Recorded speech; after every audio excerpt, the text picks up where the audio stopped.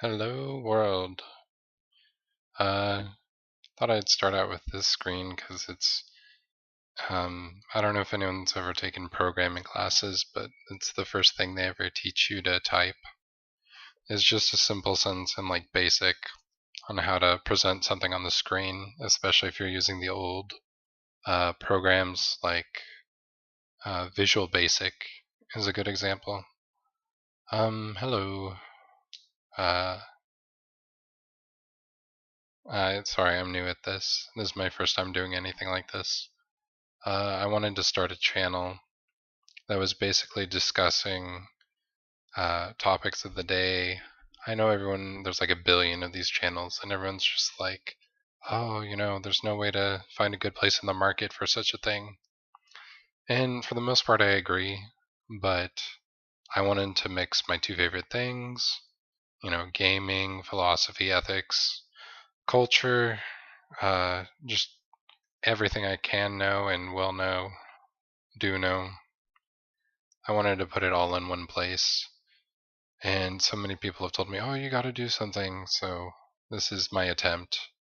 Um, how do I plan to make this different than other channels?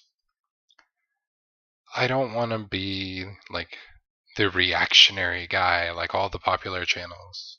I don't want to be, uh, you know, this nicely edited thing because I'm partly lazy and I think it doesn't give how the people are thinking and how things naturally come out. And people can always accuse you of hiding or editing or anything like that.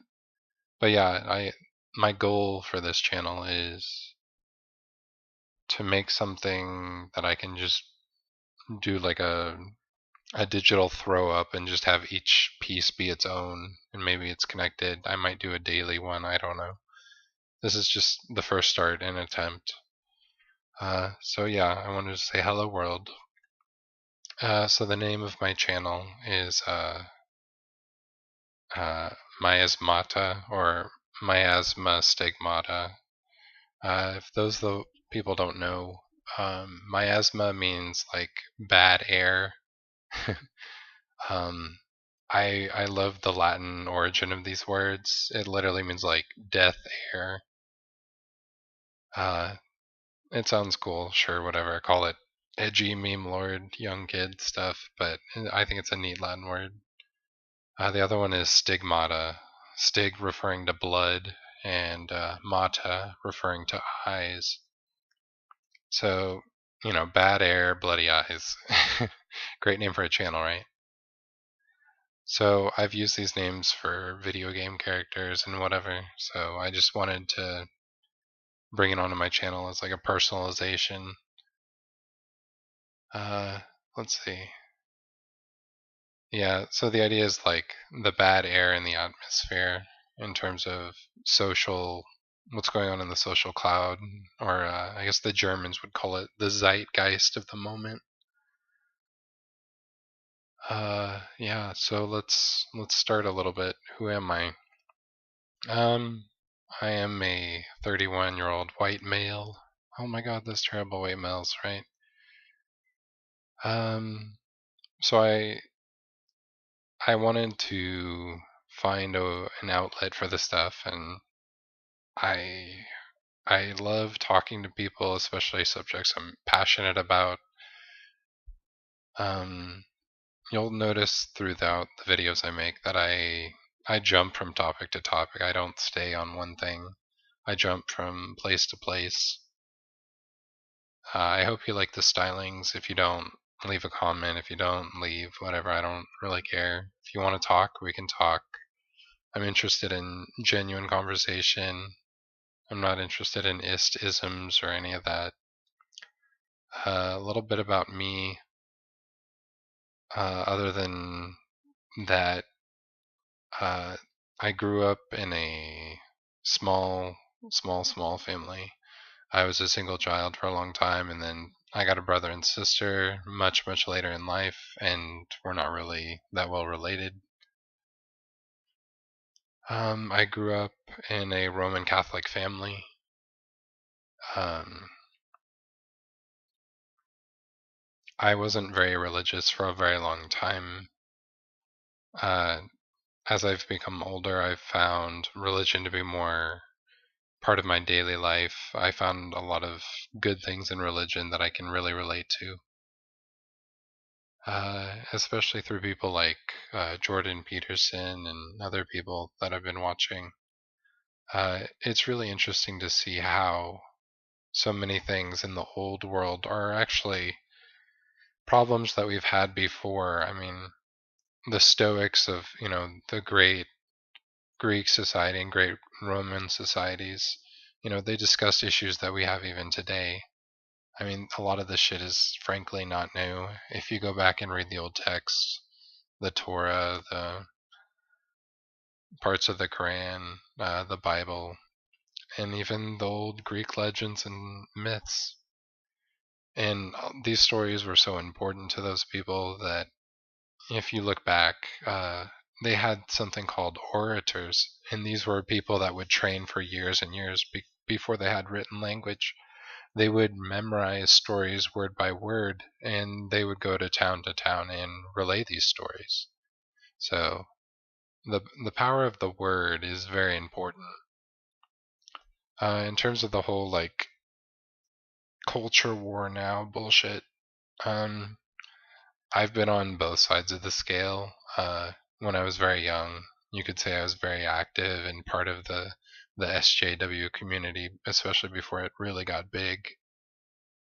Um, I I studied sociology, I studied gender studies, I studied, I was a big Marxist, studied all of that. Got out of school, found out there's nothing you can do with your life, and kind of got a re-education. Like, what is the use of conservatism? What is the importance of family and traditional values? And it really started from there is when I got more and more involved. I've always been political, but the where I stand on the political scale varies. But for now, I guess you could describe me as kind of a traditional conservative, but not in the neoconservative way, more of just the ideology of conservatism. Um, of course, there are things in my life that break those conservative molds, so I wouldn't be considered per se like I don't I don't hold strong. I'm not like anti-gay. I'm not any of that stuff.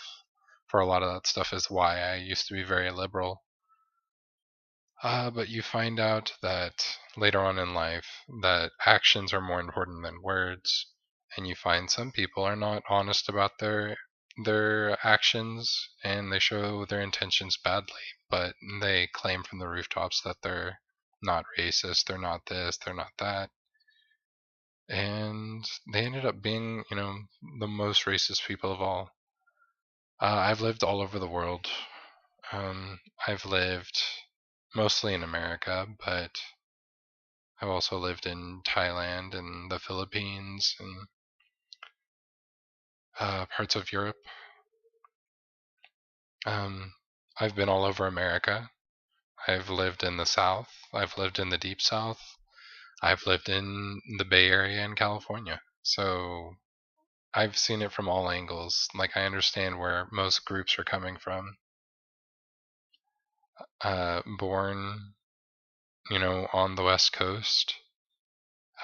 Lived in Texas. Like I said, I can see where many people come from, and there's not one point of view that's, has all the answers. But everybody has a story to tell and why they got the way they are. Some are more informed than others, some aren't. Mostly a rule of thumb, people that are the loudest tend to be the least informed. Uh, yeah, that's why I wanted to start this channel, talk about things like that. The first topic I really want to dive into, I'm not going to do it now, but I'll probably do it in another video. I don't know how long new users are allowed, but I just wanted to make this as a first attempt. People can call me crap, call me amazing, whatever, I don't care. But ever since I was very young, like most people my age, when they were growing up, they were rather fascinated about Japan. and Japanese culture, and in a lot of ways, Japan was a really good barometer of what the future holds in terms of socially, technology, and all that fun stuff. And so I wanted to talk today about, uh, or I mainly wanted to do this just as an introduction video, but in the next video, I'd really like to dive deep into is other subjects about Japan, and how they relate to America's future problems, their current problems, and how Japan's kind of already faced them and what they're doing, and is it working, is it not working. So probably the first important thing is called Hanane and Tatamai. Uh, to make a short version of it, it means uh, one's true feelings, or basically it means public opinion and private opinion. Somebody that's Japanese can explain it a lot better. But the idea is, and this is true for people in America, they claim, we try to claim in the West that there's, just one opinion and trying to be consistent with said opinion. But the Japanese learn very quickly, and they have words for it called hone and tatemai. So, like a public opinion, a great example is like on the left.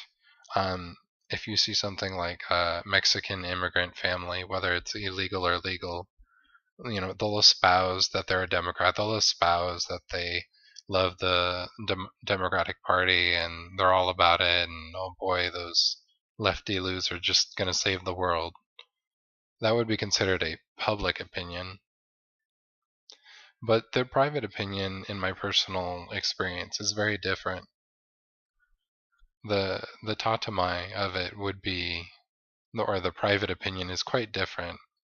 For somebody that supports a party that's very, super progressive, thinks transgender people are just amazing, they hate all racists, whatever, you'll actually find that their private opinion is quite to the contrary. An example of why many Mexican people in America have very large families. The father's always working. They have X many kids, and the statistics shows this information that they don't they don't believe in gay marriage. They don't believe in a lot of these things that they're pushing for because that's not what their true opinion is. That's just what they tell people. In actuality, like most successful people in the world, particularly here in the East, is very conservative views. They believe in a proper marriage. They believe that the family comes first. Very traditional conservative values. Very conservative. Um, yeah, I'll talk about that more later, but I just want to give an introductory to that, just so we have a basis to set this conversation.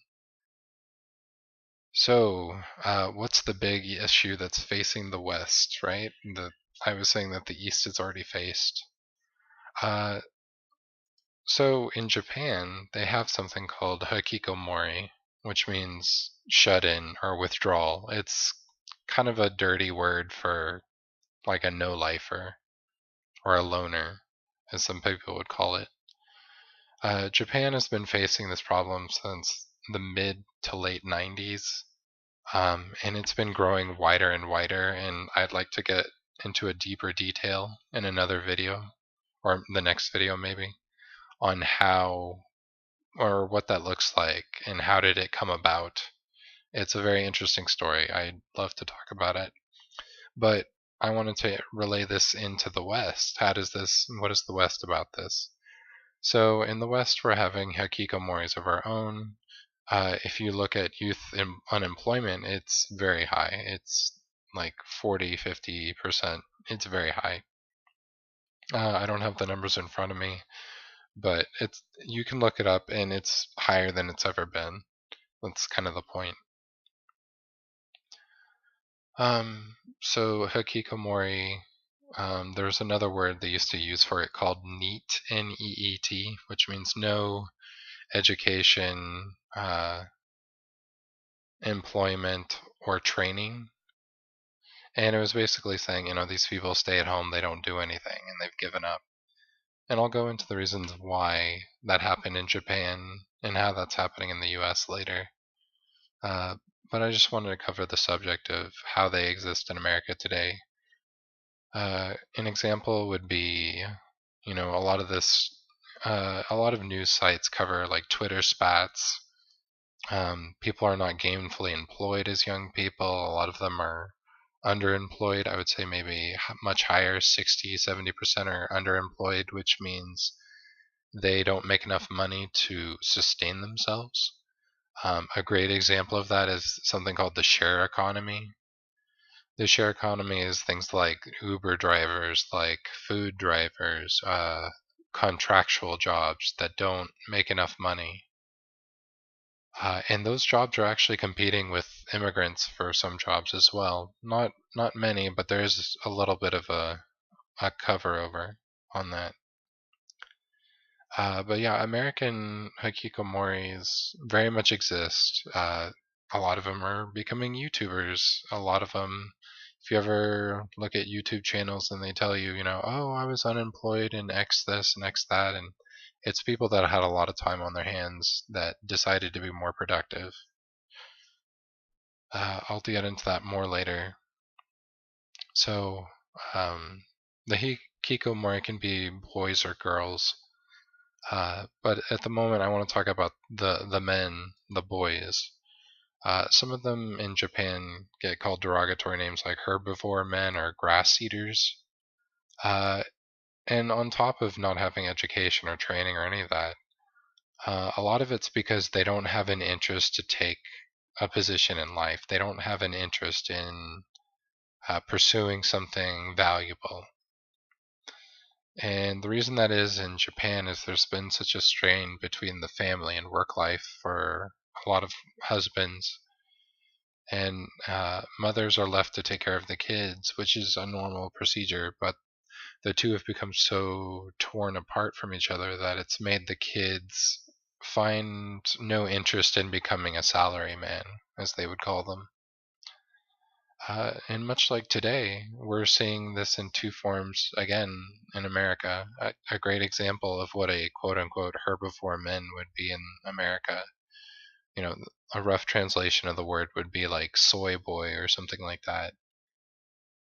Not a direct one, but there's a big crossover on it. I'll dive deeper in the hikikomori herbivore men later. It's a good one to know. There are hikikomori females as well. A great example of that is I don't know if anyone's ever played the new Final Fantasy 15, I believe it is.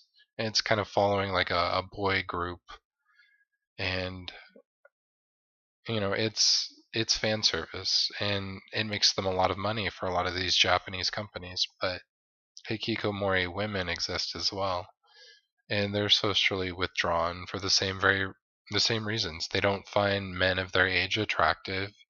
They see these really pretty anime characters. They fall in love with these characters, spend all their time and money worshiping, these idols. And unfortunately, it became masturbatory for these people, and it's hard to reverse the situation that they're in. We see here's another example of like herbivore men.